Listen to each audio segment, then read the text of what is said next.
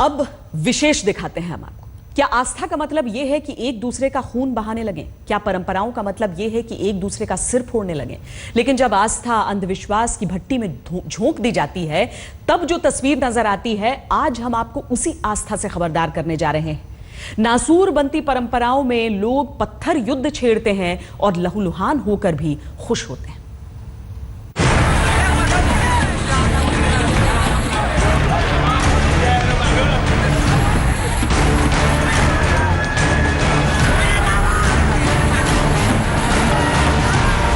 चाहे सिर फूटे या माथा, चाहे जान ही क्यों ना चली जाए,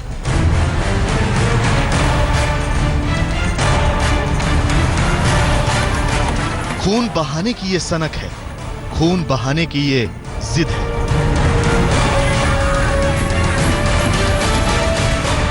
सदियों की इस पत्थरबाजी में सिर भी फूटते चले आ रहे हैं तो लोग जान भी गंवाते चले आ रहे हैं।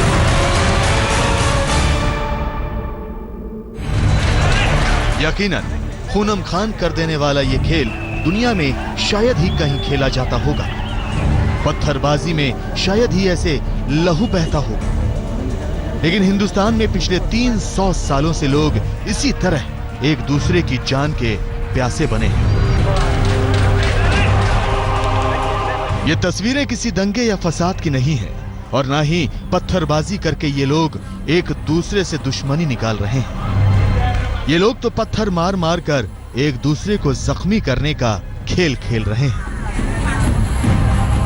एक ऐसा खेल जिसमें खिलाड़ी विरोधी टीम के जितने खिलाड़ियों को पत्थर मारकर धराशायी करेगा, खेल में वही विजय की तरफ बढ़ेगा।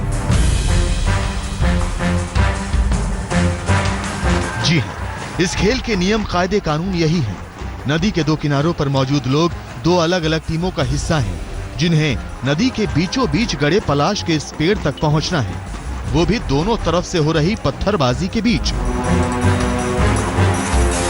पत्थर खाते खाते, पत्थरों से बचते बचाते जो भी इस पेड़ पर लगे झंडे को पहले उतार लेगा, जीत उसी टीम की होगी। क्या है इस खूनी खेल का मकसद? क्यों एक दूसरे की जान के प्यासे हो जाते हैं लोग? क्यों खेला जाता है पत्थरबाजी का ये खेल? इस खेल को पुलिस या प्रशासन क्यों नहीं रोकता? 40 साल की उम्र हो गई। साल के अंतर्गत में मैं पांडुरना के अंदर गोटमार देखते आ रहा हूँ और अभी भी परंपरा चालू ही है और अभी खेलती जा रही है। प्रसिद्ध है, अभी काफी लोग गोटमार खेलते देखने आया हूँ, बहुत लोग खेलते हैं।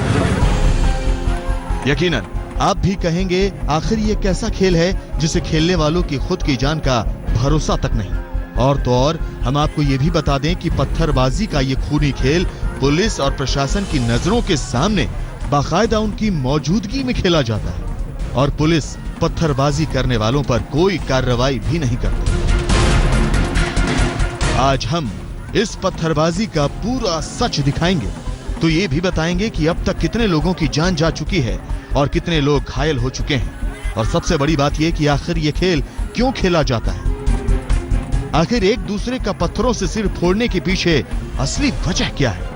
आखिर कौन सी परंपरा है जिसमें जान का कोई मोल नहीं है?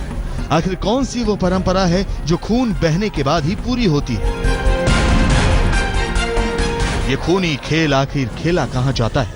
लेकिन सबसे पहले खूनी खेल का ये सच भी सुनिए।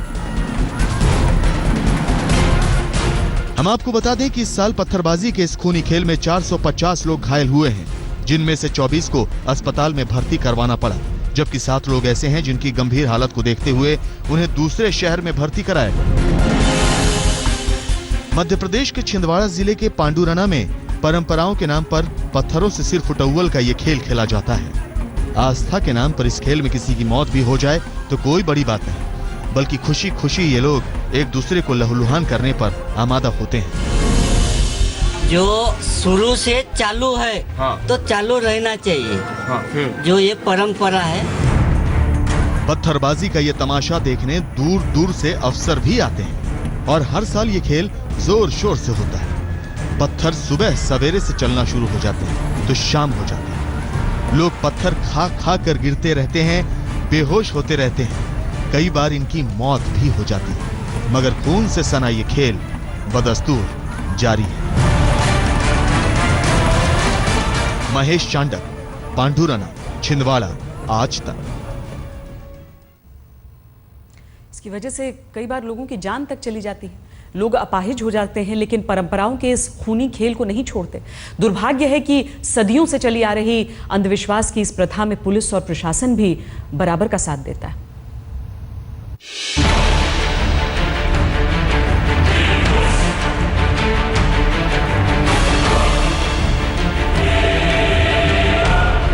आस्था की ये कैसी परंपरा है जिसमें मौत की भी परवाह नहीं।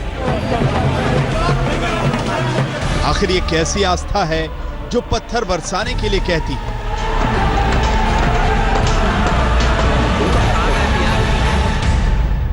आखिर ये कैसी आस्था है जो खून बहने के बाद ही पूरी होती है।